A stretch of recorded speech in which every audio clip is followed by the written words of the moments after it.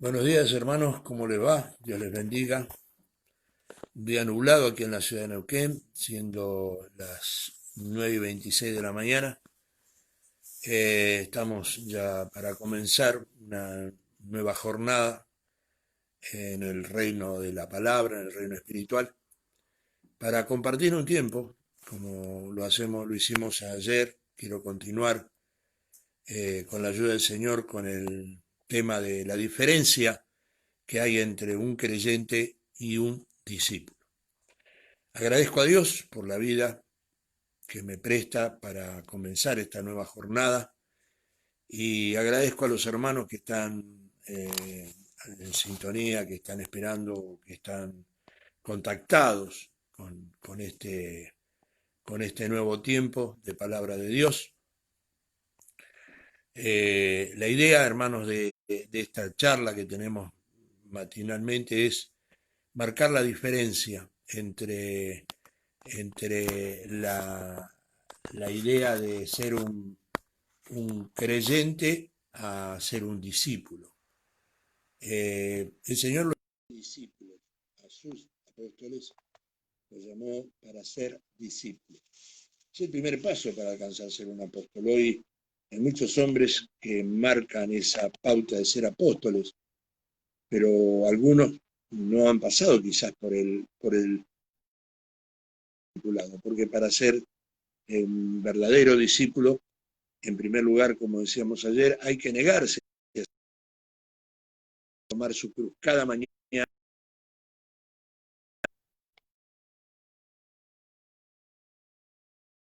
La, lo que implica seguir o tomar la cruz es humillarse cada día y de esta manera, ¿no es cierto?, poder continuar, ¿no es cierto?, en los pasos del Maestro.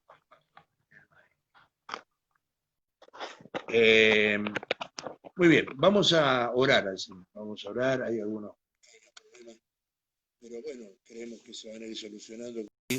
Dios bendiga al pastor Gatica, de allí de Castec, La Pampa. Dios bendiga a los pastores Mesa. Dios bendiga al hermano Sandro, que ya está acompañándonos en esta transmisión en vivo.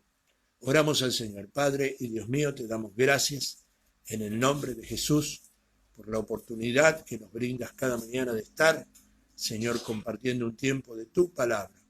El objetivo principal es alcanzar a mis hermanos, a mis consiervos, con este pensamiento que tú un día me diste para escribir y compartirlo con ellos, Señor, para que esto pueda servirles de bendición a cada una de sus vidas. Señor, aunque este mensaje o este pensamiento es confrontativo, la idea de la palabra es que nos confronte para crecer en la medida y en la estatura tuya, que eres un varón perfecto. En el nombre de Jesús, amén.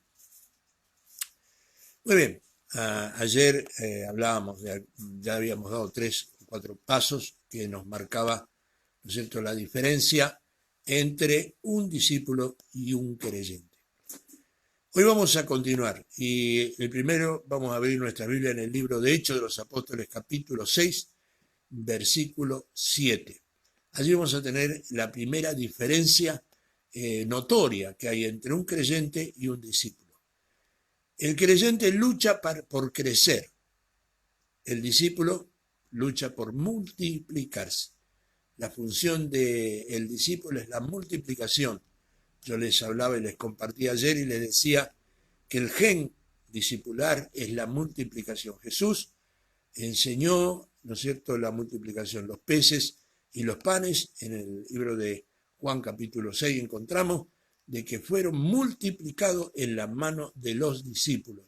Jesús oró, le entregó los panes y los peces a los discípulos y en las manos de los discípulos se fueron multiplicando. Así, ese gen está solamente en la vida y en la visión discipular. Y veamos qué dice el libro de Hechos de los Apóstoles, calculo que ya lo han encontrado. Dice, y crecía la palabra y el Señor y el número, y crecía la palabra del Señor y el número de los discípulos se multiplicaba grandemente en Jerusalén también, y muchos de los sacerdotes obedecían a la fe.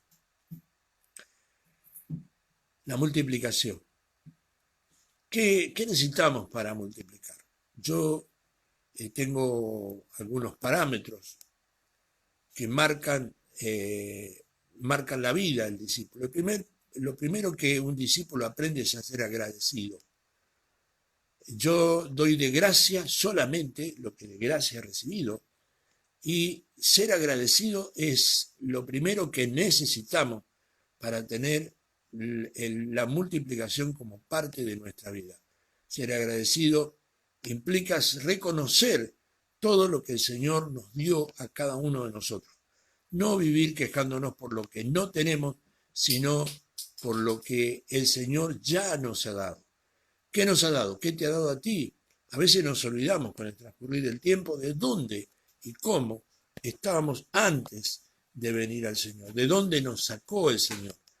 Y cuando eso pasa, nos convertimos en personas ingratas. Y un discípulo no es Pedro cuando le preguntó, el maestro le preguntó, ¿qué dice la gente? ¿Quién soy yo? Y uno dijeron, bueno, uno dice que eres un profeta, otros dicen que eres Elías, otro dice que eres un buen hombre, un montón de adjetivos que marcaron a las vivencias de Jesús. Pero Pedro se levantó y dijo, tú eres el Hijo del Dios viviente. Que estaba reconociendo que el Señor lo había visto aun cuando no se merecía, le había cambiado su nombre, porque el verdadero nombre de Pedro significaba junco, significaba que era una persona de doble ánimo, y le había puesto Pedro. ¿Por qué? Porque a partir de la vivencia de Cristo en su vida, su carácter sería el de una piedra. Entonces, lo primero que necesita un buen discípulo o un discípulo es ser agradecido, es tener gratitud en su corazón por lo que ha recibido, y aún en medio de las pruebas y las divergencias y las situaciones y las circunstancias, el verdadero discípulo que ha tenido una experiencia personal con el Señor, porque es lo otro que se tiene, experiencia personal con el Señor, porque ser discípulo significa ser alumno directo del Maestro. Y él era un hombre agradecido porque lo conocía al Señor en forma personal. No había escuchado solo su voz, no había escuchado o no había oído de las cosas que el Señor hacía, sino que él las había vivido y las había disfrutado. Había recibido el beneplácito del Señor cuando les dijo, vayan, sanen a los enfermos, resuciten los muertos, limpien los leprosos. Y aún dice la palabra del Señor que pasado el tiempo, cuando el Espíritu Santo descendió sobre los 120, aún la sombra de Pedro sanaba a los enfermos. Ser un discípulo es ser un hombre agradecido, y ese acto de agradecimiento y de gratitud lo transmite no por la palabra simplemente, sino por la acción. Muestra lo que el Señor hizo con su vida, es agradecido y muestra ese agradecimiento contándole a otros lo que él ha recibido. Juan escribe también, dice, lo que hemos visto y oído, de eso hablamos. No hablamos de filosofía, no hablamos de huecas sutilezas, no hablamos de lo que nos dijeron, nosotros lo vimos, nosotros lo oímos, nosotros lo disfrutamos. Un verdadero discípulo en este tiempo, aunque no ve al Señor con los ojos físicos, lo ve a través de la obra y de la manifestación vívida del Espíritu Santo actuando sobre su vida. Esto es importante de entenderlo, esto es importante de comprenderlo. Un discípulo no es una persona que simplemente escucha, sino que vive lo que el Señor le ha entregado. Bendito sea el Señor. ¿Eres un discípulo o eres un creyente? Veo que hay un dicho que dice que algunos de ojito nomás lo ven. La palabra del Señor en el libro de Job habla al fin del libro de Job, dice, de oído te había oído, mas hoy mis ojos te ven. Un discípulo no oye solamente de oída, sino que tiene vivencias directas y personales con el Señor. Bendito sea el Señor. Vamos a ver otra diferencia entre un creyente y un discípulo. El creyente busca que lo animen, el discípulo busca animar. Aquí vamos a encontrar un episodio, creo que todo el mundo la conoce, o todo el pueblo creyente lo conoce, en el libro de Hechos de los Apóstoles, capítulo 27, Ahí vamos a encontrar desde el versículo 22 en adelante un episodio donde Pablo empieza en medio de una situación, porque esa es la diferencia. El creyente es circunstancial, el creyente cuando las cosas están bien, gloria a Dios, cuando no tenemos ningún problema, estamos felices, cantamos, danzamos, saltamos, somos agradecidos. El tema es, ese es el creyente, el tema es cuando la situación se ha puesto cuesta arriba, cuando, como en el caso puntual de esta situación que estamos viviendo, en esta situación tenemos que mostrar si realmente somos o no discípulos, o simplemente somos creyentes quejosos que vivimos conforme a las circunstancias. Hechos de los Apóstoles, capítulo 27, versículo 22, dice de esta manera: ahora os exhorto a tener buen ánimo, pues no habrá ninguna pérdida de vida entre vosotros, sino solamente de la nave. Estaban pasando una situación donde a causa de la dureza del capitán habían ido por donde el apóstol Pablo dijo que no fueran, pasaron por ahí y les agarra una tormenta y la nave está a punto de zozobrar. Y ahí es donde se levanta el discípulo, porque dice así en el versículo 23, y préstele atención y remárquelo si tiene su Biblia, remárquelo, porque esta es la diferencia entre un creyente y un discípulo. Porque esta noche ha estado conmigo el ángel del Dios de quien soy y a quien sirvo. Qué tremenda afirmación. Porque esta noche ha estado conmigo el ángel del Dios de quien soy y a quien sirvo. Un discípulo sabe quién es su paternidad. Los creyentes buscan paternidad en fulano, mengano, sutano.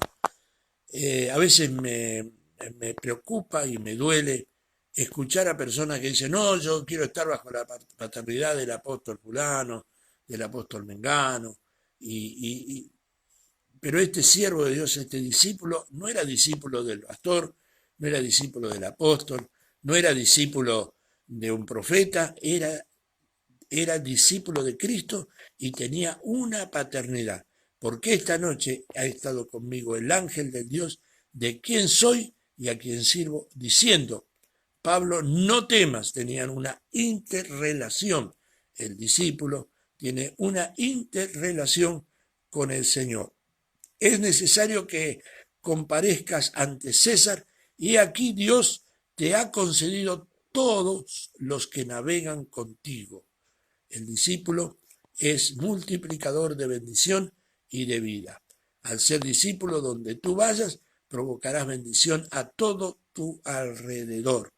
Por tanto, oh varones, tened buen ánimo, porque yo confío en Dios, que será así como me ha dicho. El discípulo es un hombre que en medio de las circunstancias adversas confía a pie firme en lo que el Señor les ha dicho. Con todo, es necesario que demos en alguna isla. Venida la 14ª noche y siendo llevados a través del mar Adriático, a la medianoche los marineros sospecharon que estaban cerca de tierra, y echando la sonda hallaron 20 brazas. Pasando un poco más adelante, volviendo a echar la sonda, hallaron 15. Temiendo dar con escollos, ellos echaron 4 anclas por la popa y ansiaba que se hiciese de día. Esto era lo que le pasaba a los marinos. Ellos estaban preocupados. Nos vamos a chocar, vamos a tener problemas. Pero el discípulo estaba firme. Pablo estaba firme en lo que el Señor le había mostrado. Él sabía que tenía que comparecer delante de César. Él sabía que tenía que pasar por las circunstancias que pasó, pero no tenía ninguna duda que ninguna cosa mala les pasaría ni a él ni a los que estaban con él. ¿Cuál es tu fe en medio de estas circunstancias?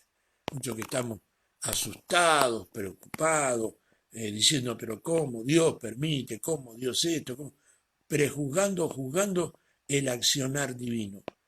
El discípulo no lo hace. El discípulo permanece firme en su fe.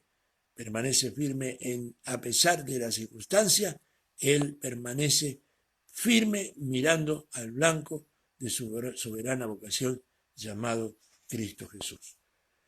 Y por último, aunque vamos a quedarnos un minutito hablando de este tema, dice, los discípulos de la iglesia primitiva trastornaron el mundo conocido.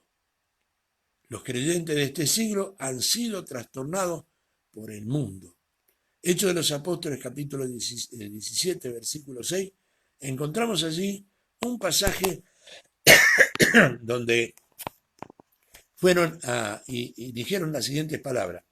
Pero no hallándolos trajeron a Jasón y algunos hermanos ante las autoridades de la ciudad, gritando, estos que trastornaron al mundo entero, también han venido acá. Qué tremendo, ¿no?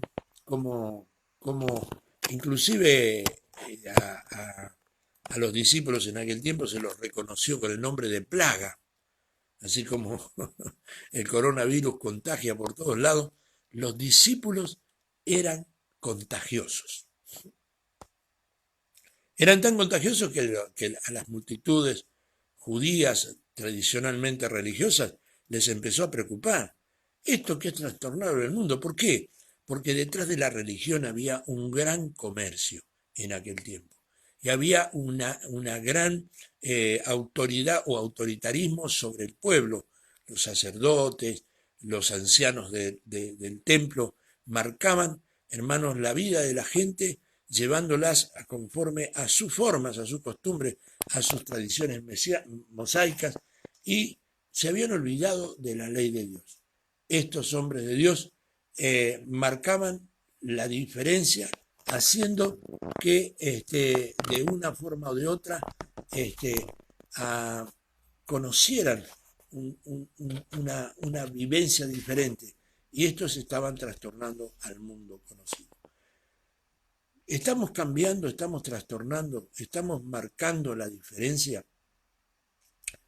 ¿Sabe que una de las grandes preocupaciones, estoy leyendo algunas cosas, escuchando algunas cosas, una de las grandes problemas que tenemos en este tiempo de pandemia, estamos detenidos y observando, y creo que Dios nos ha permitido encerrarnos en nuestros hogares para analizar, para ver, y notamos la diferencia.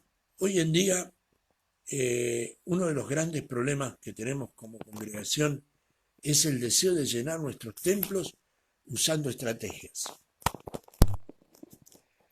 usando formas que agraden, que alegren, que entusiasmen la vida de las personas, y nos hemos olvidado que la forma de llenar los lugares de adoración y el reino de los cielos con personas es mostrando el poder de Dios.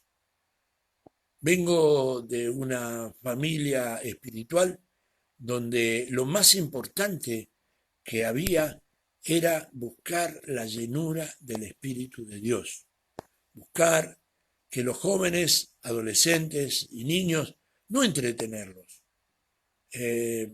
A veces parecía dura lo que hacían nuestros pastores. Yo recuerdo los días viernes, nos encerraban a todos los adolescentes, a todos los jóvenes, y bueno, muchachos, ustedes tienen que venir aquí porque necesitamos hablar. Y nos confrontaban, nos mostraban, en primer lugar, una de las cosas que más me marcó en la enseñanza de mi pastor fue un día que nos juntó a todos los adolescentes que teníamos cierto liderazgo dentro de los jóvenes, cierto liderazgo dentro de los adolescentes, y nos hizo una gran pregunta, que hoy en la mañana quiero compartir con ustedes. ¿Son ustedes el cuerpo de Cristo? Y todos dijimos, por supuesto, porque la Biblia dice que la iglesia es el cuerpo de Cristo. Entonces mi pastor nos preguntó, ¿y qué parte del cuerpo de Cristo son ustedes? Por supuesto que cuando nos hizo esa pregunta y nos empezó a mirar a la cara diciendo, a ver, ¿qué parte del cuerpo de Cristo sos vos? No sabíamos qué responderle. Y yo ya predicaba en el templo y algunas personas me habían invitado, unos pastores de la organización donde trabajaba en ese tiempo, donde estaba congregando en ese tiempo, que era un adolescente, estoy hablando de la Biblia abierta, me invitaban a sus templos, allí en Buenos Aires, en la provincia de Buenos Aires, a predicar. Y mi pastor me dijo, usted no sale a ningún lado más hasta que no sepa que parte del cuerpo de Cristo es usted. Porque esta es la razón que estamos desubicados y donde andamos molestamos, porque nos consideramos cabeza y somos pie, o no tenemos claro qué y para qué nos llamó el Señor. Ninguno es inútil, ninguno nos sirve dentro del cuerpo de Cristo. Todos somos importantes y todos somos útiles en el cuerpo de Cristo. Pero la pregunta es, ¿qué debemos hacer en el cuerpo de Cristo? Eso me costó la oración de un tiempo bastante prolongado y después que el Señor me reveló para qué me había llamado, porque Él quiere que sepamos el propósito con el que fuimos llamados. Fui corriendo a mi pastor y le dije, bueno, pastor, el Señor me llamó para tal cosa. Se gozó muchísimo mi papá, le digo porque él me crió. Pero después me dije, bueno, ahora voy a salir a predicar. No, usted no va a salir a ningún lado. Usted va a salir, va a orar ahora, a preguntarle dónde tiene que ir. Otra vez a orar, hasta que el Señor me mostró que tenía, o sea, el Señor me mostró, sí, bien digo, el Señor me mostró que tenía que venir al sur. Antes había querido irme al norte, porque allí en el norte argentino mi madre tiene tierras, tenía terreno, y dije, bueno, voy allá, predico, y como que era tan fácil hacer o levantar una obra. Mi pastor me encerró otra vez hasta que el Señor me mostró que tenía que venir al sur. Vine por 10 días de vacaciones, eso es lo que usó el Señor, mis vacaciones para traerme al sur y nunca más me fui hace 40 y pico de años, 43 años, que estoy en la provincia de Neuquén. Entonces, otra de las cosas que el Señor nos encerraba los días viernes a buscar el bautismo del Espíritu Santo. Cuando salíamos de ahí bautizados con la promesa del Espíritu Santo, salíamos, como dice la palabra, desesperados por anunciar las virtudes de aquel que nos había llamado. Salíamos desesperados para predicar, íbamos casa por casa, llevando tratados, hablándole a los amigos. No llenábamos los templos con música, ni con estrategia, ni obras de teatro, ni breakdance, ni nada de eso. Llevábamos a la gente al arrepentimiento, porque si no lo traemos al entretenimiento. Los entretenemos y los jóvenes y las personas nunca muestran un cambio. ¿Por qué? Porque los ha convocado la música, los ha convocado el ruido, los ha convocado las luces, los ha convocado a los jóvenes. Bueno, pero tenemos que traerlo para que se entretengan. Yo no tengo que entretener jóvenes. Para eso están los cines, para eso están los teatros, para eso está la televisión, tienen la celular. Nosotros no tenemos que entretener, nosotros tenemos que buscar que la persona conozca al Señor de la Biblia. El Señor de la Biblia no es el Señor del entretenimiento. El Evangelio no es para cobardes. El Evangelio no es para medios hombres o para medias mujeres. El Evangelio es para hombres que estén bien parados en su convicción que somos necesitados y somos deudores de Dios. No somos estrellas que el Señor tiene que andar atrás nuestra ofreciéndonos regalitos para que nosotros le sigamos. Él no tiene necesidad de que nosotros le sigamos. Nosotros tenemos necesidad de seguirlo porque ahí está la respuesta para nuestra vida. Cuando el Señor le dijo a los discípulos, ¿quieren irse ustedes también? ¿Por qué? Porque el Señor les hablaba duro, el Señor no quería, la multitud lo seguía y se dio vuelta y ustedes me siguen por los peces y por los panes. Yo creo que hoy, si estuviera el Señor acá en forma visible, diría exactamente lo mismo. Ustedes me siguen por las añadiduras, ustedes me siguen para que los sane, ustedes me siguen para que los prospere, ustedes me siguen para que les haga ñuñuy. Pero el Señor dice, busca el reino de Dios y su justicia. Reino, chicos, hermanos, hermanas, no se olviden de esta palabra. Reino significa sujeción, sometimiento bajo la autoridad de un rey. Ese rey se llama Jesús. Él es el rey, Él es el amo.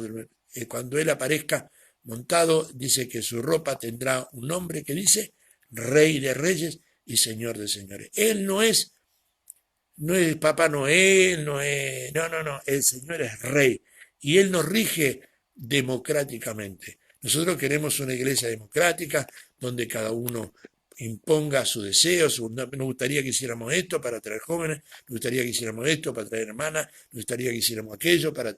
No, no, no. Yo no tengo que exponer nada, yo tengo que predicar la palabra, usted tiene que predicar la palabra. Y los discípulos de aquel tiempo hacían eso. Ellos trastornaron al mundo conocido con el poder de la palabra.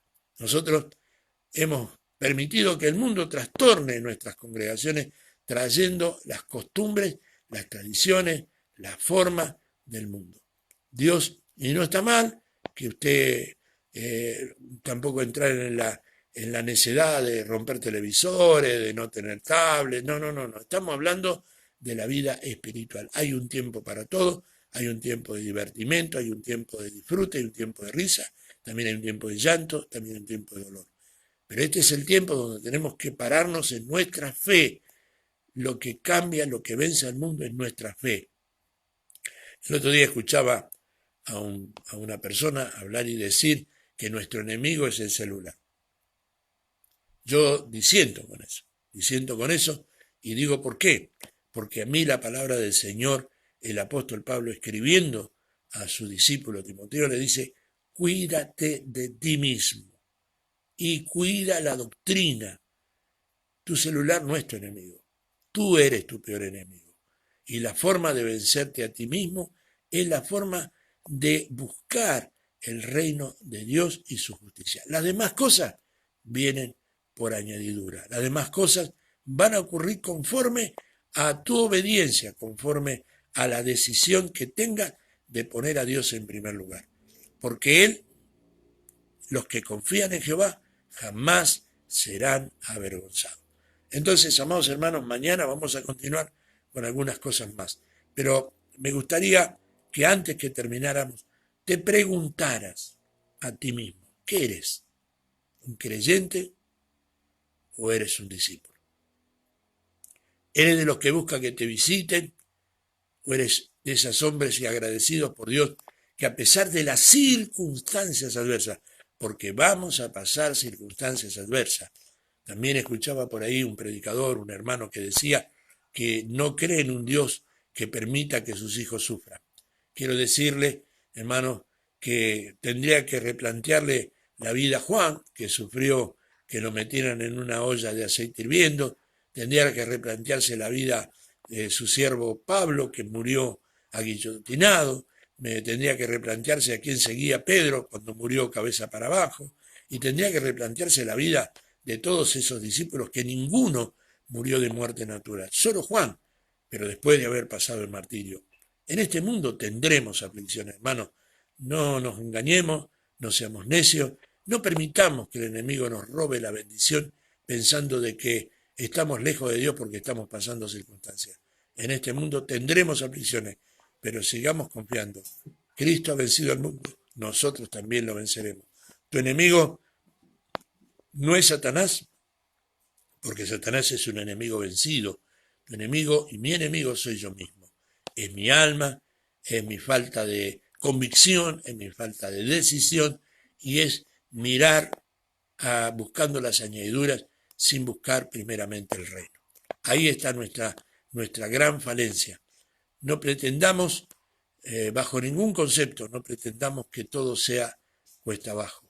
Leamos el libro de Eclesiastés, ahí encontraremos que hay un tiempo para todo, un tiempo para reír y un tiempo para llorar, un tiempo para endechar y otro tiempo para disfrutarlo, un tiempo donde sembraremos y otro tiempo donde cosecharemos.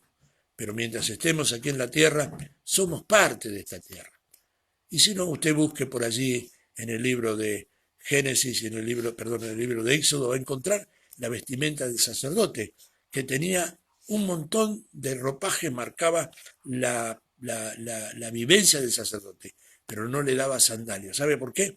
Porque tenía que tener los pies sobre la tierra. Usted y yo tenemos que estar con los pies sobre la tierra y con los ojos puestos en el autor y consumador de nuestra fe. Muy bien, amados hermanos, mañana a partir de las 9 de la mañana, un poquito más, un poquito menos, estaremos otra vez compartiendo un tiempo de palabra de Dios. Y cualquier pregunta que usted tenga, les voy a dar otra vez mi teléfono, cualquier pregunta que usted tenga relacionado a esto, Si usted me llama para contarme el problema con su pastor, no me llame porque no le voy a dar respuesta. Pero si usted tiene alguna pregunta en cuanto a lo que hemos hablado, a la palabra del Señor, hágalo con confianza. Yo no tengo ningún problema de compartir con usted de gracia lo que de gracia el Señor me ha dado, sin necesidad que usted sea parte de nuestro ministerio. Quédese donde está, porque si el Señor lo plantó ahí, es porque lo necesita en ese lugar. Que el Señor de paz lo bendiga. Mi teléfono es 469-8328, que es un número de Movistar. Póngale el 15 adelante y el 299 si no es de Neuquén. Hay gente de La Pampa, hay gente de otro lado que están escuchando. Estoy dispuesto a escucharlo y a, si puedo responderle, evacuar su pregunta y si no, en algún momento responderle lo que usted, la inquietud que tenga. Repito el número de teléfono, 469-8328. Que Dios de paz los bendiga. Los saludo, el pastor Carlos Ramírez, su amigo, su compañero y consiervo. Con la ayuda del Señor, mañana nos volveremos a encontrar.